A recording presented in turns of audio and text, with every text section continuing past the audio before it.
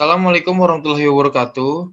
Kami dari kelompok 3 Kimia Bahan Alam kelas AP1 ingin memaparkan dan mempresentasikan tentang uji antividan. Uji antividan kami berjudul aktivitas antividan dan efek terpenoid pada enzim detoksikasi dari wheat armyworm.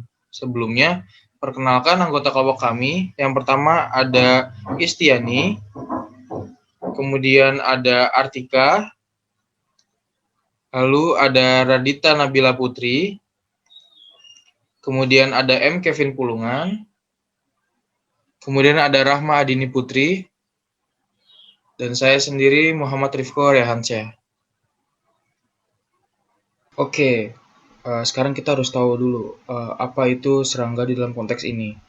Di sini serangga merupakan hewan pemakan tumbuhan yang dapat menjadi momok bagi petani, yang mana serangga ini menjadi hama yang merusak perkebunan sehingga kebun-kebunan atau tanaman tidak dapat tumbuh dengan baik. Oleh karena itu, kita harus tahu di sini apa itu sebenarnya antividan. Apa itu antividan?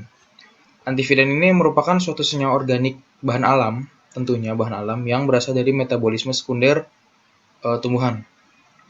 Senyawa ini dibutuhkan oleh tanaman untuk melindungi dirinya dari serangan hama, seperti serangga ya, terutama serangga-serangga yang dapat menyerang perkebunan seperti itu. Kemudian keberadaan senyawa bioaktif antividan ini di dalam jaringan tanaman dapat digunakan sebagai pengendali hama alami, karena dia yang bersifat dari dalam si tumbuhannya, sehingga dapat dikatakan ini merupakan pengendali hama yang alami gitu. Kemudian senyawa antividan ini merupakan suatu zat yang apabila diujikan terhadap serangga, itu akan menghentikan aktivitas makan dari serangga itu. Senyawa ini dapat merubah perilaku dari serangga, mencegah makan melalui aksi langsung pada organ perasa serangga. Senyawa ini tidak dapat membunuh si serangga itu secara langsung, dan tidak dapat mengusir juga atau menjerat serangga, tetapi hanya menghambat makannya saja. Baiklah, selanjutnya akan dilanjutkan oleh saya, M. Kevin Pulungan. Di sini saya akan menjelaskan mengenai organisme uji. Organisme uji yang digunakan adalah Spodoptera exigua atau bean armyworm. Spodoptera exigua merupakan hama yang menyerang tanaman bawang mulai dari fase vegetatif atau pertumbuhan sampai saat panen. Spodoptera exigua mengalami metamorfosis yang sempurna atau polometabola, yaitu dari telur menjadi larva, dari larva menjadi pupa, kemudian dari pupa menjadi imago atau serangga dewasa. Dalam percobaan ini, antividan ini menggunakan fase larva dari Spodoptera exigua. Larva atau ulat muda ini berwarna hijau dengan garis-garis hitam pada punggungnya. Sedangkan ulat tua bervariasi, yaitu hijau, coklat muda, dan hitam kecoklatan. Spodoptera exigua menyerang bagian tanaman, terutama pada bagian daun. Namun, jika daun sudah habis dimakan dan populasi larva Spodoptera exigua banyak, maka larva Spodoptera exigua bisa juga menyerang bagian umbi tanaman. Baiklah, selanjutnya saya akan membahas mengenai enzim detoksifikasi. Enzim detoksifikasi merupakan salah satu cara untuk mengetahui mekanisme resistensi dari organisme uji. Enzim detoksifikasi yang paling umum adalah terbagi menjadi 3, yaitu esterase, glutamin S-transferase, dan P450 monoksigenase. Uji biokimia untuk melihat enzim esterase berfungsi untuk mengidentifikasi mekanisme yang mendasari terjadinya resistensi serangga terhadap insektisida. Untuk glutamin S-transferase merupakan enzim multifungsi yang memainkan peran penting dalam perlindungan sel dari kerusakan oleh bahan kimia toksik. Sementara untuk monooksigenase merupakan salah satu enzim yang terlibat dalam proses metabolisme senyawa xenobiotik pada tubuh serangga. Adanya peningkatan aktivitas enzim tersebut dapat menjadi salah satu penyebab terjadinya resistensi terhadap insektisida. Diasumsikan bahwa aktivitas enzim ini pada serangga herbivora diinduksi oleh konsumsi senyawa tanaman beracun. Enzim detoksikasi sangat mahal biayanya, dan oleh karena itu strategi umum pada serangga adalah memproduksinya secara proporsional dengan jumlah xenobiotik yang ditemukan. Baiklah, saya Radita Nabila Putri. Di sini saya akan menjelaskan mengenai prosedur pemeliharaan serangga dan tanaman. Untuk yang pertama, mengenai pemeliharaan serangga. Serangga yang digunakan pada penelitian ini adalah Spodoptera exigua atau ulat bawang. Untuk cara pemeliharaan dari S. exigua sendiri, koloni exigua diambil dengan telur yang disediakan oleh Enge de Boer, Univ Leiden, Belanda. Larva dipelihara dengan pakan semi buatan dengan penambahan 0,63% bobot per bobot campuran garam Wesen pada suhu 25 derajat plus minus 2 dengan kelembapan besar dari 75% dan 16:8 L/D Hub photoperiod dalam environmental chamber. Nah, fungsi dari garam Wesen sendiri awalnya dirancang untuk vertebrata dengan konsentrasi kalsium, zat besi, dan natrium yang tinggi. Akan tetapi, pada penelitian ini digunakan sebagai sumber mineral. Yang kedua adalah pemeliharaan tanaman. Tanaman yang digunakan pada penelitian ini adalah Beta vulgaris LCV roberta atau sugar beet, yang biasa kita sebut dengan tanaman beet gula. Tanaman ini ditanam pada suhu 25 derajat plus minus 1 derajat Celcius dengan kelembapan besar dari 75% dan fotoperiod 16:8 LD dengan alat yang digunakan yaitu Confiron S10 growth chamber. Confiron S10 growth chamber merupakan ruang pertumbuhan tanaman yang mengontrol suhu, cahaya, kelembapan untuk bioteknologi pertanian, fitopatologi, entomologi, dan penelitian ilmu tanaman lainnya. Baiklah, di sini saya akan menjelaskan mengenai tes pemberian makanan tanpa pilihan dan dengan pilihan. Tahapan awal yang harus disediakan adalah cawan Petri plastik ukuran 15 x 90 mm yang telah dilapisi oleh larutan agar 2,5%. Kemudian, cakram dari daun bit dibuat dengan ukuran 1,77 cm yang sebelumnya telah ditetesi dengan 20 mikroliter aseton yang mengandung senyawa uji. Setelah pelarut menguap, larva instar kelima yang baru muncul, yang berumur sekitar 24 jam dan kelaparan selama 6 jam, ditempatkan secara individual di setiap cawan dalam ruang pertumbuhan Sanyo MLR 350T pada suhu 26 plus minus 0,5 derajat Celcius dengan kelembapan 85 plus minus 10%, di mana mereka diizinkan untuk diberi makan. Nah, masuk kepada metode pilihan dan metode tanpa pilihan. Untuk metode pilihan sendiri, digunakan 3 cakram sampel dan 3 cakram kontrol yang disusun bergantian di cawan Petri. Sementara untuk uji tanpa pilihan, 6 cakram sampel dan kontrol digunakan. Pemberian makanan dihentikan setelah konsumsi dari 50% GIS di dalam uji pilihan dan setelah konsumsi sekitar 75% dari GIS kontrol di file uji tanpa pilihan. Ulangan pada masing-masing tes dilakukan sebanyak 10 kali. Nah, di sini saya akan menjelaskan mengenai indeks nutrisi. Jadi tahap pertama yang harus disiapkan yaitu dibuatnya cawan Petri dengan ukuran 15,90 mm yang telah diisi dengan larutan agar 2,5%. 20 larva instar kelima yang baru muncul diberi makan secara individual selama 12 jam pada 8 cakram daun bit yang telah diberi perlakuan 0, 100 dan 300 atau 1000 ppm F18 atau Scutericoprol A. Pada tahap ini, 10 larva diberi makan cakram daun bit tanpa perlakuan selama 12 jam. Kemudian, 10 larva diberi makan cakram daun bit dengan perlakuan selama 12 jam. Setelah itu, indeks nutrisi dihitung selama 12 jam larva diberi makan dengan perlakuan. Kemudian, selama 12 jam berikutnya dihitung larva makan tanpa perlakuan. Untuk presentasi selanjutnya akan dilanjutkan oleh rekan saya. Baik, saya Artika. Saya akan melanjutkan penjelasan mengenai pengujian enzim. Pengujian enzim dilakukan setelah periode akhir pasca perlakuan. yaitu yang dilakukan dengan cara 10 larva bedah. Selanjutnya, setelah dibedah, larva tersebut diambil usus bagian tengahnya. Selanjutnya, usus tersebut dihomogenisasi dengan 500 mikroliter NaCl 0,15 molar. Hal tersebut bertujuan sebagai pengaktif kerja enzim. Selanjutnya, larutan dilakukan sentrifuge selama 5 menit pada suhu kamar dengan kecepatan 10.000 G atau relative centrifugal force.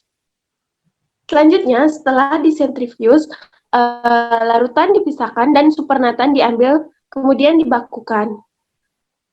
Supernatan yang telah diambil dari setiap bakuan diambil 10 sampel untuk dilakukan uji aktivitas enzim. Uji aktivitas enzim yang dilakukan pada percobaan yaitu aktivitas glutathione transferase yang dilakukan dengan cara dari 1 mili campuran reaksi yang mengandung 30 mikroliter ekstrak midgut. Ekstrak midgut itu sendiri yaitu ekstrak dari usus larva bagian tengah. Kemudian ditambah 1 NB atau 1 fluoro 2,4 dinitrobenzen, 5 reduksi glutathione, dan 0,1 trisbuffer pH 8,5. Penambahan dari trisbuffer pH 8,5 ini bertujuan agar larutan tersebut kestabilan enzimnya. Dan enzim tersebut memiliki aktivitas optimal pada pH 8,5. Kemudian, larutan tersebut diukur absorbansi pada 340 nm selama 2 menit pada suhu 30 derajat Celcius. Suhu tersebut juga digunakan karena enzim tersebut optimal pada suhu 30 derajat Celcius. Kemudian, setelah dilakukan pengukuran absorbansi, ditentukan substrat N-mol terkonjugasi dengan satuan per menit per miligram protein. Uji aktivitas yang kedua yaitu aktivitas esterase. Nah, aktivitas ini dilakukan dengan cara 1 mili campuran reaksi yang mengandung 0,25 mm 1 naftol asetat dalam buffer 0,1 m tris pH 7 ditambahkan dengan 20 mikroliter ekstrak midgut.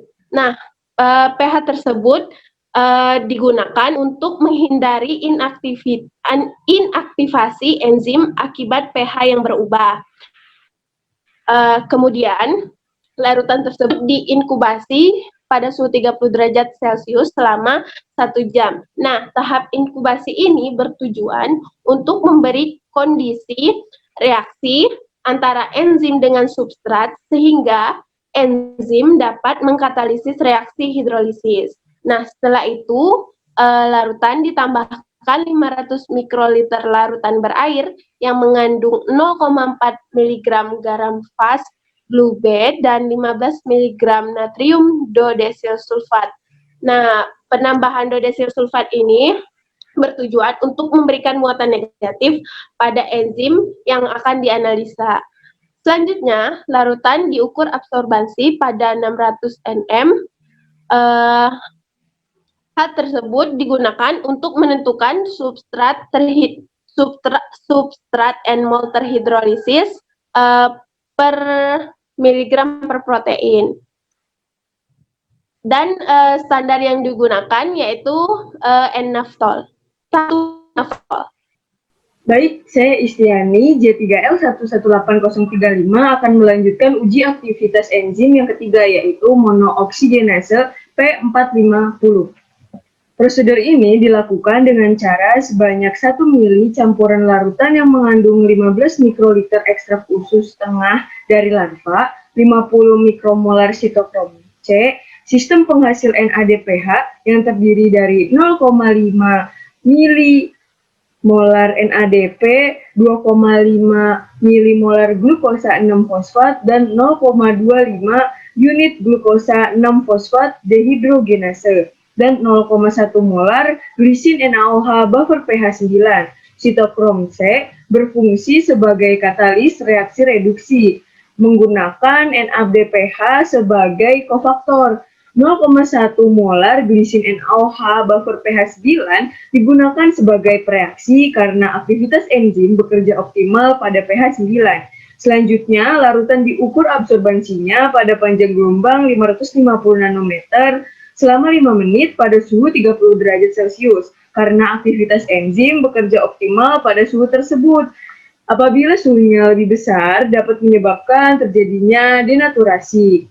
Setelah dilakukan pengukuran, absorbansi yang diperoleh digunakan untuk menentukan substrat reduksi. Berikut ini adalah hasil pengaruh penambahan skutesiprol A dan F18 terhadap perilaku makan kelima larva.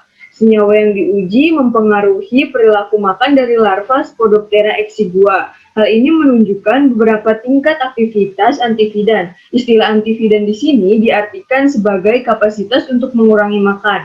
Efek dari pemberian skutesiprol A secara signifikan mengurangi perilaku makan dari larva Spodoptera exigua pada uji pemberian makanan tanpa pilihan dan dengan pilihan. Campuran F18 menyebabkan penurunan perilaku makan dari larva Spodoptera exigua pada uji pemberian makanan tanpa pilihan. Hal ini menunjukkan aktivitas antividan yang kuat. Sebaliknya, perilaku makan dari larva Spodoptera exigua pada uji pemberian makanan dengan pilihan yang diberi perilaku F18 tidak berkurang secara signifikan.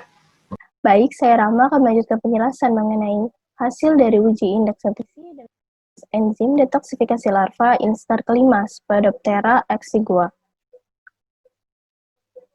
Berikut adalah tabel hasil pengujian dari indeks nutrisi dan aktivitas enzim. Pada uji indeks nutrisi dan aktivitas enzim ini, dibutuhkan dua senyawa tambahan yang diduga dapat meningkatkan aktivitas antividan pada daun bit. Senyawa tersebut adalah F18 dan skutesiprol A. Terdapat dua perlakuan dalam pengujiannya, yaitu treatment dan post-treatment. Post-treatment dilakukan pengujian setelah 12 jam. Larva dan daun bit serta campuran dari senyawanya tadi didiamkan. Jadi pengujiannya atau pengukurannya dari indeks nutrisi dan aktivitas enzim itu dilakukan setelah 12 jam didiamkan. Kita bahas terlebih dahulu tentang indeks nutrisi pada larva. Nah, pengujian indeks nutrisi pada larva ini didasarkan pada dua penilaian, yaitu RCR dan RGR. RCR merupakan relative consumption rate atau tingkat konsumsi relatif dari larva, yang artinya adalah RCR ini menunjukkan tingkat konsumsi daun bit oleh larva, sehingga semakin besar nilai RCR-nya, maka dapat diartikan bahwa larva itu dapat mengkonsumsi daun bit, atau semakin banyak daun bit yang dikonsumsi oleh larva tersebut. Dapat kita lihat di sini, dengan campuran senyawa F18, larva kemampuan untuk fungsinya itu menurun seiring bertambahnya konsentrasi dari F18. Kemudian, itu untuk yang treatment. Dan untuk yang post-treatment, kemampuan untuk mengkonsumsi dari larva juga menurun seiring bertambahnya konsentrasi dari senyawa F18. Jadi dapat diartikan bahwa semakin tinggi konsentrasi dari F18, maka semakin tinggi pula aktivitas antividan dari daun bit. Kemudian, untuk senyawa tambahan skutesiprol A, pada perlakuan treatment, terlihat bahwa nilai RCR akan semakin kecil seiring bertambahnya konsentrasi, sama dengan yang sebelumnya pada F18. Kemudian untuk post-treatment-nya juga sama, yaitu semakin tinggi konsentrasi dari skutesiprol A semakin rendah nilai RCR-nya, yang artinya semakin banyak atau semakin besar konsentrasi dari skutesiprol A akan menurunkan tingkat konsumsi dari larva, atau dapat diartikan semakin tinggi konsentrasi dari skutesiprol A, maka aktivitas antividan pada daun bit juga bakal meningkat. Oke, kemudian di sini terdapat RGR. Nah, RGR ini juga merupakan salah satu pengujian pada indeks nutrisi. RGR itu adalah relative rate atau tingkat pertumbuhan relatif dari larva, yang mana nilai RGR ini juga berbanding lurus dengan banyaknya daun bit yang dikonsumsi oleh larva. Yang artinya semakin besar RGR, maka semakin besar pula atau semakin banyak pula daun bit yang dimakan atau dikonsumsi oleh larva, sehingga mengakibatkan kenaikan bobot atau pertumbuhan pada larva tersebut. Berdasarkan tabel ini, terlihat bahwa pada F18 semakin tinggi konsentrasi dari F18 akan semakin rendah nilai dari RGR-nya pada perlakuan treatment. Kemudian untuk yang post-treatment juga sama, semakin tinggi konsentrasi dari F18 semakin rendah nilai RGR-nya. Yang berarti semakin tinggi konsentrasi F18 yang digunakan akan meningkatkan aktivitas dari antividan daun bit. Kemudian untuk skutesiprol A pada perlakuan treatment hasilnya juga sama, yakni semakin besar konsentrasi dari skutesiprol A yang digunakan akan semakin rendah nilai RGR-nya. Dan untuk post-treatment, hasilnya juga menunjukkan sama, yakni semakin tinggi konsentrasi dari skutesiprol A yang digunakan akan semakin rendah juga indeks nutrisi RGR pada larva, yang artinya sama dengan F18 tadi, bahwa skutesiprol A meningkatkan aktivitas antividan pada daun bit. Jadi semakin tinggi konsentrasinya, maka aktivitas antividan pada daun bit itu juga semakin tinggi. Dan untuk pengujian aktivitas enzim dilakukan berdasarkan pengujian enzim GST, enzim esterase, dan enzim P450 monooksigenase, di mana ketiga enzim tersebut merupakan sistem enzim detoksifikasi paling umum pada larva. Kemudian enzim tersebut juga berada pada sistem pencernaan larva yang digunakan untuk membantu proses pencernaan makanan.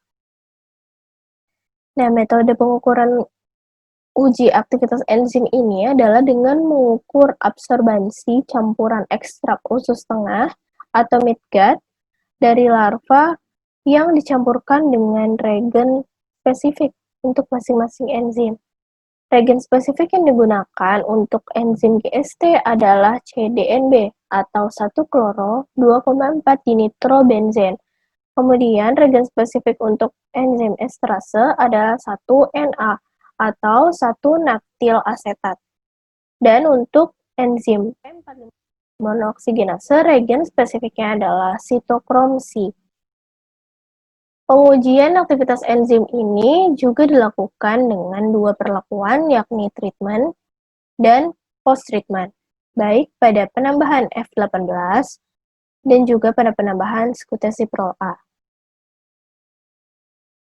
Nilai absorbansi yang terukur nantinya akan bergantung pada kadar zat yang terkandung di dalam sampel atau di dalam campuran tersebut, yang maknanya adalah semakin banyak kadar zat yang terkandung di dalam sampel, maka semakin banyak molekul yang akan menyerap cahaya, sehingga nilai absorbansinya semakin besar. Jadi, nanti nilai absorbansi yang tertera pada tabel di sini, nilai absorbansi yang besar akan merepresentasikan nilai dari enzim atau banyaknya enzim yang terdapat di dalam larva. Nah, semakin banyak enzim yang terdapat di dalam larva, maka mencerminkan bahwa aktivitas dari sistem pencernaan larva tersebut masih berjalan karena enzim yang terdapat pada sistem pencernaannya itu masih banyak kandungannya. Nah, berdasarkan tabel 2, terlihat bahwa aktivitas enzim yang dapat dihambat oleh F18 itu hanya pada esterase, baik pada treatment dan post-treatment, karena pada F18 enzim esterasenya di sini mengalami penurunan nilai seiring bertambahnya dengan F18 mengalami penurunan nilai absorbansi yang artinya semakin banyak atau semakin tinggi konsentrasi dari F18 yang digunakan, akan semakin sedikit aktivitas enzim dari larva, atau semakin sedikit proses pencernaan yang terjadi di dalam sistem pencernaan dari larva. Kemudian, berdasarkan tabel ini juga terlihat bahwa skutesiprol itu tidak menunjukkan penurunan nilai absorbansi atau penurunan aktivitas enzim. Jadi, dapat dikatakan bahwa semua uji aktivitas enzim dengan menggunakan skutesiprol A, baik pada treatment dan post-treatment, itu tidak dapat dihambat aktivitasnya. Berbeda dengan menggunakan F18 tadi yang masih dapat dihambat walaupun hanya enzim esterase saja. Baik, berdasarkan hasil percobaan yang tadi telah disampaikan, maka dapat disimpulkan bahwa campuran liminoid F18 lebih efektif untuk dijadikan zat tambahan untuk meningkatkan aktivitas antividan dari daun bit dibandingkan dengan senyawa tambahan skutesiprol A. Karena liminoid F18 itu dapat menurunkan pemberian makanan pada uji memilih dan tidak memilih atau uji choice and no choice.